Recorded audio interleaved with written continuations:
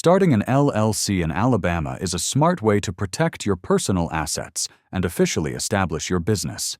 In this video, I'll guide you through the steps so you can get your LLC up and running smoothly. The first step is choosing a name for your LLC.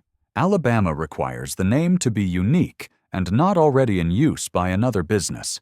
You can check availability on the Alabama Secretary of State's website. Make sure your name ends with LLC or Limited Liability Company.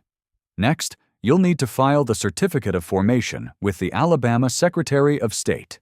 You can file online or by mail, and the filing fee is $100. This document officially creates your LLC in Alabama. After filing, it's a good idea to create an operating agreement. Alabama doesn't require one, but having an operating agreement helps outline how your LLC will be managed, how profits are shared, and how decisions are made among members. Next, apply for an EIN from the IRS. It's free and quick to get online, and you'll need it for taxes, opening a business bank account, and hiring employees.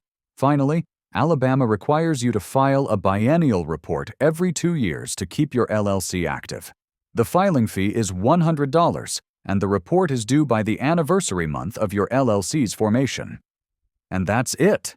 If this guide helped you understand how to start an LLC in Alabama, don't forget to like this video and subscribe for more simple business tips.